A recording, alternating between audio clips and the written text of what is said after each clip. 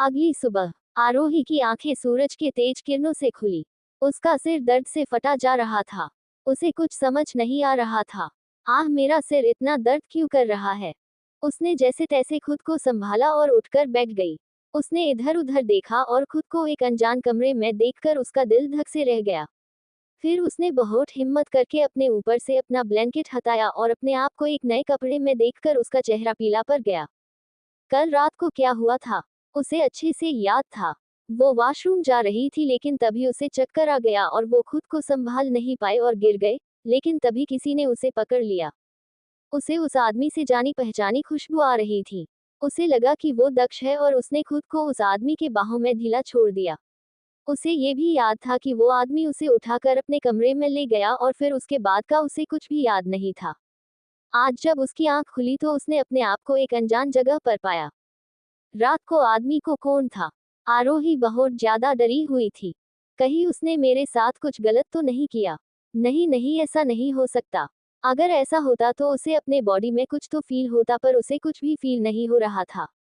इसका मतलब उसके साथ कुछ भी गलत नहीं हुआ। लेकिन फिर उसे कपड़े किसने चेंज किए? उसका दिल किसी अनजाने डर के वजह से जोर जोर से धड़क रहा था।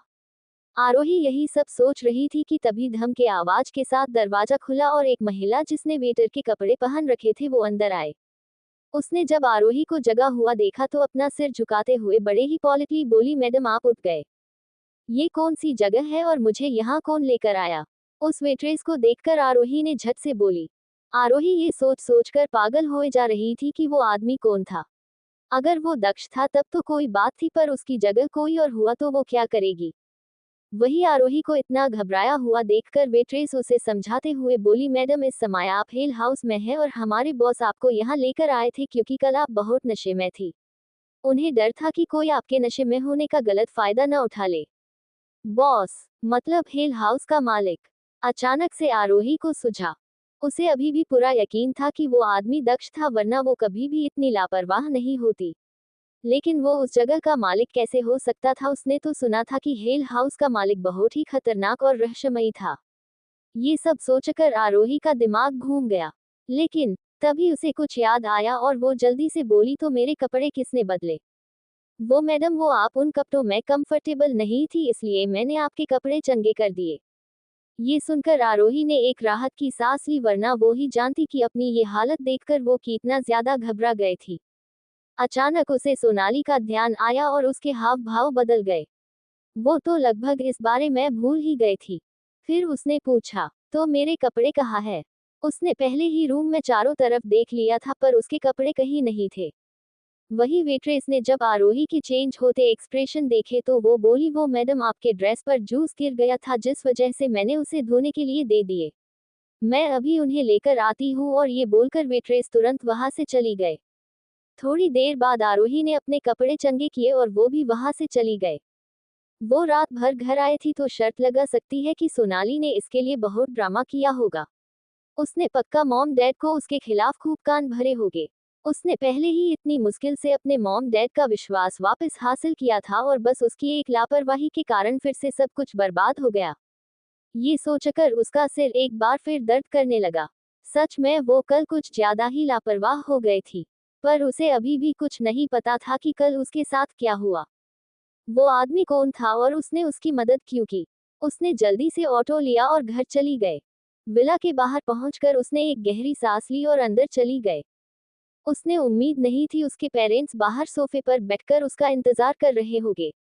वही निर्मला जी ने जब आरोही को देखा तो उनके चेहरे पे एक बहुत बड़ी स्माइल आ गई और वो मुस्कुराते बोली, आरोही तुम वापस आ गए। हम लोग कब से तुम्हारा ही इंतजार कर रहे थे। और अब तुम्हारी तबीयत कैसी है? तुम ठीक तो है ना? वही अपनी मॉम की बात सुनकर आरोही हैरान हो गया। क्या उन्हें अभी उस पर गुस्सा नहीं करना चाहिए था? तो वो इस तरह मुस्कुराकर उससे क्यों बात कर रही थी? उसे कुछ भी समझ में नहीं आ रहा था कि यहाँ क्या हो रहा है और उसे क्या हुआ था। वो तो बिल्कुल ठीक थी। हाँ, कल उसने बस गलती से फ्रूट वाइन पी ली थी बस, और सब तो ठीक था। आरोही हैरान परेशान वहां खड़ा थी कि तभी उसे सोनाली की आवाज सुनाई दी। आरोही, कल तुम अचानक से कहाँ चली गई थी? तुम्हें पता भी है तुम्हारे इस तरह गायब हो जाने के वजह से मैं कितना परेशान हो गई थी। मैंने तुम्हें कहाँ कहाँ नहीं ढूंढा। वो तो अच्छा था कि मिस्टर सिंघानिया के असिस्टेंट ने हमें फोन करके इन्फॉर्म कर दिया कि तुम उनके साथ हो। तुम्हारी तबीयत ठीक नहीं है, इसलिए तुम आज रात घर वापस नहीं आ सकोगी।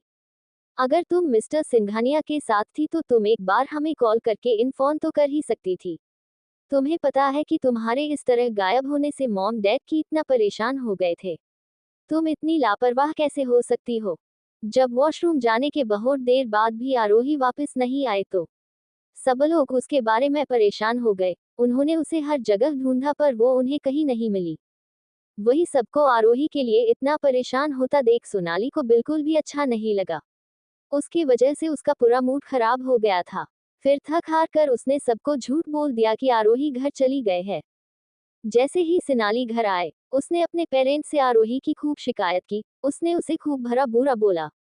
आरोही कितना लापरवाह है। वो पार्टी के बीच से कहीं गायब हो गए, उसके वजह से वहां सब परेशान हो गए थे। ये सुनकर विवेक जी को गुस्सा आ गया कि आरोही ऐसा कैसे कर सकती है। उन्हें आरोही से ऐसी बिल्कुल उम्मीद नहीं थी। फिर भी उन्हें लगा कि उन्हें आरोही का थोड़ी देर और वेट करना चाहिए, पर जब आधी रात तक वो घर नहीं आए तो उनका गुस्सा आउट ऑफ कंट्रोल हो गया। भले ही वो खुले विचारों वाले लोग थे, पर फिर भी आरोही का बिना किसी को बताए इतने देर बाहर रहना विवेक जी को बिल्कुल नहीं लगा। अब तो बिल्कुल भी नहीं, जब उसकी शादी ऑलरेडी तय हो चुकी थी। आरोही को पता था कि उनके लिए ये शादी कितनी इम्पोर्टेंट है, फिर भी उसने ऐसा किया। अगर कहीं ये बात सिंघानिया परिवार को पता चल गई कि आरोही रात भर घर नहीं आए और इस वजह से उन्होंने आरोही के कैरेक्टर पर शक किया और रिश्ता तोड़ दिया तो वो क्या करेंगे? ये सोचकर ही वो बुरी तरह घबरा गए। इस बार सच ने आरोही ने सारी हदें पार कर दी थी, पर वो आरोही को फोन करते उससे पहले ही उन्हें सिंघानिया परिवार से किसी ने उन्हें इन्फॉर्म किया कि आरोही उन लोगों के साथ है। ये सुनकर उनका गुस्सा तुरंत हवा हो गया। अगर मिस्टर सिंघानिया और आरोही साथ थे तो ये तो बहुत खुशी की बात थी। इस बात के लिए वो आरोही पर गुस्सा कैसे कर सकते थे, और वैसे भी उन्हें अपनी बेटी पर भरोसा था कि वो जो कुछ करेगी वो उनके भले के लिए ही होगा। आरोही चौंक गए। इसका मतलब कल रात जिस आदमी के साथ वो थी वो दक्ष था। अगर ऐसा था तो वो दक्ष से पिछली रात मिल चुकी थी। उसने कभी नहीं सोचा था कि इस जीवन में उसकी और दक्ष की पहली मुलाकात ऐसी अजीब सिचुएशन में होगी। पता नहीं वो उसे किस टाइप की लड़की समझ रहा होगा, पर अब कुछ नहीं हो सकता था। ये सोचकर वो निराश हो गए। पर जब उसने अपने पेरेंट्स के मुस्कुराते हुए चेहरे को देखा तो वो अच्छा लगा। तभी उसके डैड बोले, आरोही, क्या कल तुम मिस्टर सिंघानिया से मिली? वो अब कैसे है? वो नहीं चाहते थे कि शादी के तुरंत बाद वो विधवा हो जाए। लेकिन अगर दक्ष ठीक हो गया तो ये बहुत अच्छी बात होगी, क्योंकि ये हर किसी को पता था कि दक्ष सिंघानिया परिवार का होने वाला था और उसकी पत्नी के रूप में आरोही उस परिवार को होने वाली मालकिन थी। अगर ऐसा हुआ था तो रस्तोगी परिवार के लिए ये बहुत गर्व की बात होगी कि उनकी बेटी इतने बड़े परिवार की होने वाली मालकिन थी। फिर आने वाले समय में उन्हें कोई प्रॉब्लम नहीं होगी। ये सुनकर आरोही जल्दी से बोली, नहीं, मैंने उन्हें नहीं देखा। ये सुनकर विवेक जी निराश हो गए, पर उन्होंने कुछ नहीं कहा। फिर आरोही ने एक नजर तिरछी मुस्कुराहट के साथ सोनाली की तरफ देखा और ऊपर चली गई। ये देखकर सोनाली ने कसकर अपनी मुट्ठी भींच ली। उसे बहुत तेज गुस्सा आ रहा था। कहा वो इतनी खुश थी कि आज उसके पेरेंट्स आरोही पर गुस्सा करेगा, पर बस एक कॉल की वजह से उसका सारा प्लान खराब हो गया। कोई बात नहीं, बस थोड़ी दिन की बात है, एक बार आरोही यहाँ से चली गई फिर सब कुछ उसका होगा। ये सोचकर उसे थोड़ी राहत महसूस हुए। ऐसे ही दिन बीतते गए। जैसे जैसी शादी का टाइम करीब आ रहा था वैसे वैसे विवेक जी और निर्मला जी का प्यार आरोही के प्रति बढ़ता जा रहा था। ये सब देखकर सोनाली को गुस्सा तो बहुत आ रहा था, पर वो कुछ कर भी तो नहीं सकती थी। अब बस उसकी एक ख्वाहिश थी कि शादी के तुरंत बाद ही आरोही विधवा हो जाए, तब जाकर कहीं उसके दिल को ठंडक मिलेगी। पर उसे नहीं पता था कि उसकी ख्वाहिश सिर्फ ख्वाहिश ही रह जाने वाली है, क्योंकि दक्ष तो बिल्कुल ठीक था। वो तो कभी मरने वाला था ही नहीं। उस समय सोनाली का रिएक्शन देखने वाला होगा जब उसे इस बारे में पता चलेगा। ऐसी ही पलक झपकते 10 दिन कब बीत गए पता ही चला और शादी वाला दिन भी आ गया। आरोही और दक्ष की शादी के बारे में किसी को कुछ पता नहीं था। न ही सिंघानिया परिवार ने किसी को कुछ बताया था और न ही रस्तोगी परिवार ने। ये शादी बहुत ही सीक्रेट तरीके से हो रही थी, इसलिए किसी को भी इतने बड़े दिन पर इनवाइट नहीं किया गया था। रस्तोगी परिवार को डर था कि अगर किसी को पता चल कि उनकी बेटी की शादी ऐसे इंसान से हो रही है जो किसी भी समय मर सकता है, तो लोग उनके बारे में क्या सोचेंगे। वो तो यही सोचते कि उन्होंने पैसे के खातिर अपनी बेटी को बेच दिया, और देखा जाए तो एक तरह से सच भी था। वो अपनी बिजनेस को बचाने के लिए आरोही की शादी दक्ष से कर रहे थे, वरना कौन माँ बाप अपनी बेटी की शादी एक ऐसे शख्स से करेंगे जो मरने वाला हो। और रही बात सिंघानिया परिवार की, तो उन्हें किसी से कोई मतलब नहीं था। अगर ये दक्ष की दादी की जिद नहीं होती तो वो कभी भी इस शादी के लिए नहीं मानते। भले किसी को भी दक्ष के कंडीशन के बारे में नहीं पता था, पर दक्ष के दादा ये अच्छे से जानते थे कि उनका पोता बिल्कुल सही सलामत है, उसे कुछ नहीं हुआ है। जब दक्ष की शादी आरोही से तय हुई तो दक्ष ने इसमें कोई आपत्ति नहीं जताई। ये देखकर दक्ष के दादा हैरान हो गए, क्योंकि वो अपने पोते को अच्छे जानते थे। उसे लड़कियों में कोई इंटरेस्ट नहीं था, उसे वो सब समय की बर्बादी लगती थी। इससे पहले भी दक्ष की जो मंगेतर थी वो भी बस एक बिजनेस डील की वजह से था। जो बड़े खानदान अपने दोस्ती और बिजनेस को रिलेशनशिप में बदलना चाहते थे, जिसने उनका बिजनेस और बुलंदियों के ऊंचाई तक पहुंच सके। पर दक्ष की कंडीशन के बारे में पता चलते ही दक्ष की मंगेतर ने उससे एंगेजमेंट तोड़ दी। निर्मला जी को इन सब चीजों का बहुत गिल्ट था। वो आरोही की शादी दक्ष से नहीं करना चाहती थी, पर वो मजबूर थी। फिर उन्होंने एक गहरी सांस ली और आरोही के रूम का दरवाजा खटखटाया। तभी उसे अंदर से आरोही की मीठी आवाज सुनाई दी। आरोही की आवाज सुनकर निर्मला जी को थोड़ी शांति मिली। भले ही आरोही ने शादी के लिए हाँ कर दी, पर फिर भी उनके दिल में अभी भी थोड़ा सा डर बाकी था कि कहीं आरोही आखिरी समय पर पीछे न हट जाए। फिर वो अंदर चली गए। निर्मला जी को उम्मीद नहीं थी कि आरोही पहले से ही रेडी होगी। लगता है आरोही ने दिल से इस शादी को स्वीकार लिया था। ये सोचकर उन्हें अपना दम घुटता महसूस हुआ। वो कैसे अपनी बेटी पर शक कर सकती थी? सिर्फ उन्हीं के वजह से तो आरोही ये शादी कर रही थी। ये सोचकर उसका दिल गिल्ट से भर गया।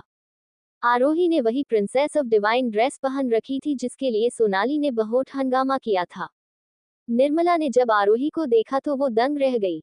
वो जानती थी कि उनकी बेटी सुंदर है, लेकिन उन्होंने कभी उम्मीद नहीं की थी कि मेकअप करने के बाद आरोही इतनी स्टनिंग लग सकती है। सच में आरोही बहुत सुंदर थी।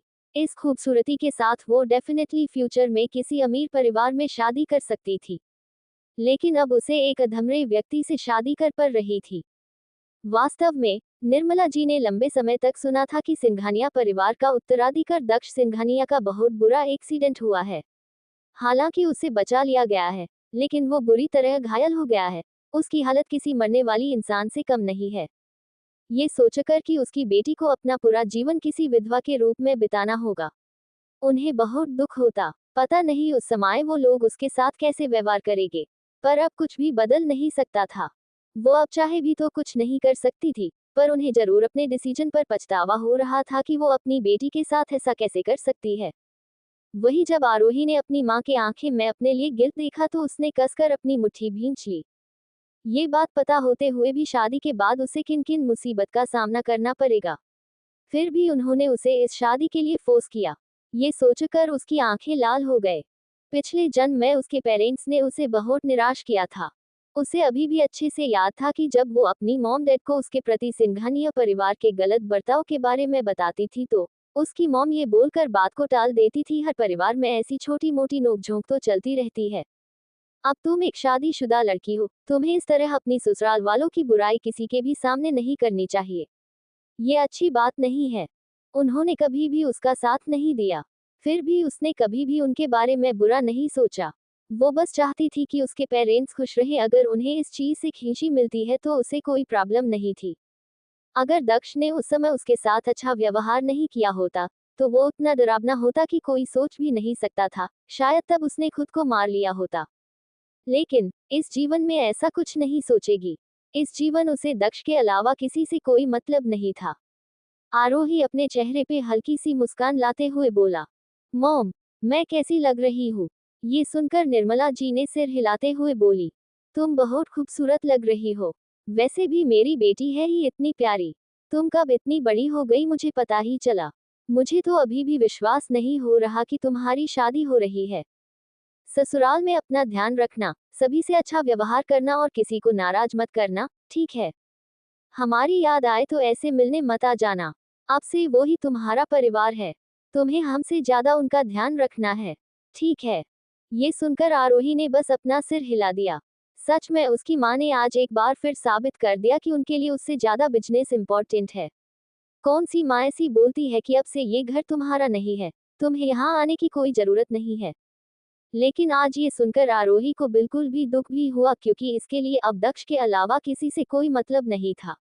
1 घंटे बंद, 1 दर्जन से अधिक काले रंग की लग्जरी कारें रस्तोगी मेंशन के बाहर आकर रुकी। तभी आरोही को बेडरूम के बाहर से सोनाली की आवाज सुनाई दी। आरोही, तुम क्या कर रही हो? सिंघानिया परिवार के लोग कब से तुम्हारा बाहर इंतजार कर रहे हैं। जल्दी बाहर आओ। कहीं तुम आखिरी समय पर इस शादी से पीछे हटने के बारे में तो नहीं सोच रही हो? सोनाली की आवाज सुनकर आरोही ने एक आखिरी बार अपने आप को मिरर में देखा। उसने इस दिन का बहुत लंबे समय से इंतजार किया था। तभी दरवाजा खुला। सोनाली, जिसके चेहरे पे अभी जंग जीतने वाली मुस्कान थी, आरोही को देखकर वो जम गए। वो चाह कर भी अपने नजर आरोही के ऊपर से हटा नहीं पा रही थी। सच में आरोही आज काफी खूबसूरत लग रही थी। सोनाली फिर अपने आप को संभालते हुए बोली, आरोही, ये तुमने किस टाइप के बेहुदा कपड़े पहने हैं? तुम्हें पता है न मिस्टर सिंघानिया अभी उस हालत में नहीं है तो तुम्हारे साथ कुछ करे। क्या तुम इस तरह के कपड़े पहनकर उन्हें गुस्सा दिला डालना चाहती हो, या फिर तुमने ये कपड़े किसी और को दिखने के लिए पहने हैं? सोनाली आरोही का मजाक उड़ाते हुए बोली। ये सुनकर आरोही ने मन में कहा, भले ही सोनाली अभी दक्ष के बारे में कुछ भी क्यों न बोल रही हो, पर आरोही को पता था कि जब वो दक्ष को देखेगी तो उसे अपने डिसीजन पे बहुत पछतावा होगा। सोनाली को लगता था कि दुनिया के बेस्ट चीजों पर सिर्फ और सिर्फ उसका हक है, पर तब क्या होगा जब उसे पता चलेगा उसने अपने बेवकूफी के आकार क्या खो दिया। उसे अच्छे से याद था कि जब उसने पहली बार दक्ष को देखा तो वो उसके पीछे पागल हो गए थी। उसने बहुत कोशिश की थी दक्ष को अपने तरफ अट्रैक्ट करने। आरोही ने एक नज़र सोनाली की तरफ देखा जो उसकी किस्मत पर हंस रही थी। ये देखकर आरोही ने बस एक स्माइल की और उसे इग्नोर करते हुए नीचे चली गए।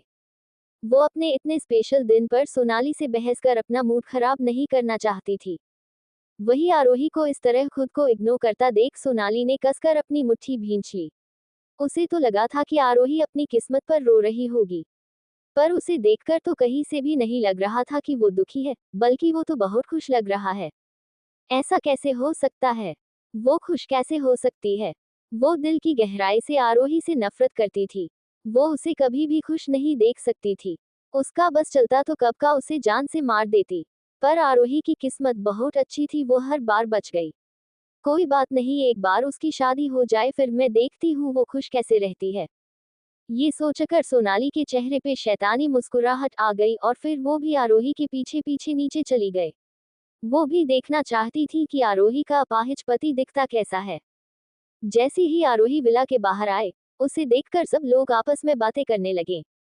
भले ही रस्तोगी परिवार ने शादी को सीक्रेट रखने की कोशिश की थी, पर सोनाली ने आसपास के सभी लोगों के इस बारे में बता दिया था। वो आरोही का मजाक उड़ाने का इतना अच्छा मौका कैसे छोड़ सकती थी। आरोही को देखते हुए एक औरत बोली, ये लड़की तो बहुत सुंदर है। मुझे तो विश्वास ही नहीं हो रहा है कि इसकी शादी एक ऐसे इंसान से हो रही है जो अपाहिज है। इसके पेरेंट्स इसके साथ ऐसा कैसे कर सकते हैं? तभी दूसरी औरत बोली, मैंने सुना है जिस इंसान से इसकी शादी हो रही है वो बहुत अमीर है, और इतने सारे लग्जरियस कारों को देखकर मुझे भी यकीन हो गया है कि सच में दूल्हे का परिवार बहुत अमीर है। लेकिन फिर भी कोई पेरेंट्स अपने बेटी के साथ ऐसा कैसे कर सकते हैं? सिर्फ कुछ पैसों की खातिर वो अपनी बेटी को इस तरह नर्क में कैसे धकेल सकते हैं? क्या होगा अगर शादी के तुरंत बाद ये विधवा हो गई? तब तो उसकी जिंदगी बर्बाद हो जाएगी। वैसे तो इन्हें देखकर कभी भी नहीं लगता है कि इनके पास पैसा की कमी है, फिर भी वो ऐसा कर रहे हैं। आसपास के लोग ऐसे ही रस्तोगी परिवार के बारे में बातें कर रहे थे। तभी एक आदमी जिसने ब्लैक कलर का 3 पीस सूट पहन रखा था, वो अपने हाथों में एक फूलों का गुलदस्ता लिए आरोही के पास आया और उसे ग्रीट करते हुए बोला, मिसेज सिंघानिया, मिस्टर सिंघानिया आपका कार में इंतजार कर रहे हैं। ये सुनकर आरोही की आंखें शोक से फैल गई। इसका मतलब दक्ष भी यहाँ है। पर दक्ष यहाँ क्या कर रहा है? उसे अच्छे से याद था कि उसके पिछले जिंदगी में दक्ष उसे लेने नहीं आया था, जिस वजह से वो बहुत रोई थी। ये सोचकर कि दक्ष भी यहाँ है और आज फाइनली वो उसे देख पाएगी, उसका दिल जोरों से धड़कने लगा। उससे तो अब इंतजार ही नहीं हो रहा था दक्ष से मिलाने का। उसका मन कर रहा था कि वो दौड़कर उसके पास जाए और उसे गले लगाकर कर जोर जोर से रोने लगा। वो ही जानती थी कि उसने इस पल का कितना इंतजार किया था। उसने जल्दी से कार की तरफ देखा पर उसे अंदर का कुछ भी दिखाई नहीं दे रहा था। वही जब आरोही के मॉम डैड ने ये सुना तो वो हैरान हो गए। क्या मिस्टर सिंघानिया भी यहाँ हैं? क्या अफवाह ये नहीं थी कि मिस्टर सिंघानिया अपाहिज है और बेड पर है? फिर जब विवेक जी से और बर्दाश्त नहीं हुआ तो वो शोक के साथ बोलो, क्या मिस्टर सिंघानिया ठीक हो गए हैं? जी हाँ, it's all thanks to Mrs Singhania कि हमारे प्रेसिडेंट इतनी जल्दी ठीक हो गए, वंश ने एक मुस्कान के साथ कहा। जैसे ही विवेक जी ने ये सुनी, उनकी आंखें खुशी से चमक उठी। अगर ऐसा था, तो अब उनकी बेटी को अपना पूरा जीवन किसी विधवा के रूप में नहीं बिताना पड़ेगा। वही जैसे ही सोनाली ने सुना कि उसका चेहरा काला पड़ गया। ऐसा कैसे हो सकता है? वो ठीक कैसे हो सकता है? अगर दक्ष ठीक हो गया तो उसका प्लान चौपट हो जाएगा। आरोही को नहीं अब अपना पूरा जीवन किसी के विधवा के रूप में बिताना पड़ेगा, बल्कि वो ऑफिशियली मिसेज सिंघानिया भी बन जाएगी। ये सोचकर सोनाली की आंखें लाल हो गई। पहले तो उसने सोचा था कि वो एक बेवकूफ है जो इतनी आसानी से इस शादी के लिए मन गए, लेकिन अब उसे लग रहा कि बेवकूफ वो थी। आखिर वो कोई ऐसा वैसे परिवार नहीं था, वो सिंघानिया परिवार था।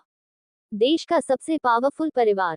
इस परिवार से थोड़ा सा भी रिलेशन रखने वाला कोई भी व्यक्ति खुशहाल जीवन जी सकता है। जो वो सोच भी नहीं सकती थी कि उस परिवार के हेड के पत्नी के होने के तौर पर आरोही का जीवन कैसे होगा। ये सोचकर ही उसकी आंखें जलन से भर गए। दक्ष के एक्सीडेंट से पहले कुलीन परिवार के हर एक लड़की दक्ष से शादी करने के सपने देख रही थी, लेकिन अब बिना कुछ किए आरोही को वो सब मिल गया। सोनाली ने एक गहरी सांस ली और अपने आप को तसल्ली देते हुए बोली, अगर वो ठीक हो गया तो भी क्या? उसने सुना रखा था कि दक्ष एक क्रूर और निर्दयी इंसान है। उसे हाथ न जाने कितने आदमियों के खून से रंगे हुए है। अगर आरोही ने एक ऐसे निर्दयी आदमी से शादी की, तो उसका हर दिन किसी नर्क से कम नहीं होगा। ये सोचकर सोनाली को थोड़ी शांति मिली। फिर वो बोली, अगर ऐसा है तो मिस्टर सिंघानिया खुद बाहर क्यों नहीं आए? क्या वो अभी भी पूरी तरह से ठीक नहीं हुए हैं, या कोई बात है जो आप हमें बताना नहीं चाहते हैं? वही सोनाली को इस तरह मिस्टर सिंघानिया का मजाक उड़ाता देख निर्मला जी और विवेक जी की आंखें खौफ से भर गए। भले ही उनकी बेटी की शादी मिस्टर सिंघानिया से हो रही थी, फिर भी उनकी हिम्मत थी कि वो दक्ष से सीधे मुंह बात कर सके। तो उनका मजाक उड़ाना तो दूर की बात है। भले ही ये सुनकर उन्हें खुशी हो रही थी कि दक्ष अब बिल्कुल ठीक है, पर उसके यहाँ होने की बात सुनकर वो थोड़े घबराए हुए भी थे, क्योंकि दक्ष कोई ऐसा इंसान नहीं था जिससे वो पंगा ले सके। हर किसी को पता था कि दक्ष कितना गुस्से वाला इंसान है। अगर उसने सोनाली की बात सुन ली तो वो उसे जान से मारने से पहले एक बार भी नहीं सोचेंगे। फिर वो चाह कर भी उसे बचा नहीं पाएंगे। सोनाली, तुम ये क्या बकवास कर रही हो? निर्मला जी चिल्लाते हुए बोली। फिर वो जल्दी से सोनाली को अपने पीछे लेते हुए बोली, वो आप इसकी बात का बुरा मत मानिएगा। ये थोड़ी नासमझ है, उसे समझ नहीं है कब क्या बोलना चाहिए। उसका कहना मतलब था कि वो भी बाहर आते तो उसे अच्छा लगता। वो बस अपने जीजू को देखने के लिए बहुत एक स्टेज है। वंश ने एक नज़र सोनाली की तरफ देखा और फिर शांति से बोला, हालांकि मिस्टर सिंघानिया पूरी तरह ठीक हो गए हैं। डॉक्टर ने उन्हें रेस्ट करने को कहा है, इसलिए वो कार से बाहर नहीं आ सकते। फिर उसने आरोही की देखा जो गुस्से से सोनाली को घूर रही थी। उसकी हिम्मत कैसे हुए दक्ष के बारे में इस तरह की बात करने की, पर उसने अभी कुछ नहीं कहा। ये सही समय नहीं था, पर वो इस चीज का बदला सोनाली से जरूर लेगी। आरोही ने कुछ नहीं कहा, बस अपना सिर हिला दिया। आरोही सिचुएशन को अच्छी तरह से समझ रही थी। उसके पिछले जीवन में इस समय तक दक्ष पूरी तरह से ठीक हो गया था, लेकिन उसके पैर अभी भी कमजोर थे, इसलिए उसे कुछ समय के लिए व्हीलचेयर का इस्तेमाल करना पड़ा था। यह अफसोस की बात है कि उसने उस समय इसे केवल नजरअंदाज किया था। उसने उसकी बिल्कुल भी परवाह भी की थी। हालांकि उसने कभी नहीं सोचा था कि वो आज पर्सनली उसे लेने आएगा। वंश की बात सुनकर सोनाली को लगा कि दक्ष को आरोही की बिल्कुल भी परवाह नहीं है, वरना वो इस तरह नाटक क्यों करता। उन्हें डर था कि सोनाली फिर से कोई बकवास नहीं कर दे। इसलिए विवेक जी जल्दी से बोले, आरोही जल्दी से जाओ, मिस्टर सिंघानिया को इतना इंतजार करवाना ठीक नहीं है। ये सुनकर आरोही ने एक नज़र अपने पेरेंट्स की तरफ देखा और फिर वंश के पीछे पीछे चली गए। वंश ने दरवाजा खोला और अपने सामने का नजारा देखकर आरोही दंग रह गई और उसके आंख में आंसू आ गए। आरोही ने ऐसा भी क्या देख लिए जिससे वो इतना हैरान हो गए कि पर दक्ष उसे एक नज़र उठाकर भी उसकी तरफ देखता भी नहीं था। उन्हें उन लड़कियों से नफरत थी जो उसे लुभाने की कोशिश करती थी। वो तो बस वो आरोही की बहन थी, इसलिए वो उसे कुछ नहीं कहता था, वरना उसके जगह कोई और होती तो वो कब का उसे उठाकर इस देश के बाहर फेंकवा देता। उसे आरोही के अलावा किसी भी लड़की का अपने करीब आना पसंद नहीं था और ये बात आरोही को भी अच्छे से पता थी। सोनाली ने हमेशा देखा था कि दक्ष आरोही के साथ बहुत अच्छे से पेश आता था। वो इससे बहुत अलग था जिस तरह वो उससे पेश आता था। उसके सामान्य दक्ष एक क्रूएल हॉटेड पसंद था, जिसे उसके इमोशन से कोई लेना देना नहीं था। ये सब देखकर सोनाली को आरोही से बहुत जलन होती थी। बाद में सोनाली को लगा कि आरोही वो इंसान है जिसने दक्ष को उससे छीन लिया क्योंकि वो उसका होने वाला पति था। वो शायद ये पूरी तरह से भूल गए थी कि वो ही थी जिसने ये शादी नहीं करने के लिए खूब डरना था। यहाँ तक कि अपने आप को मारने की भी कोशिश की थी।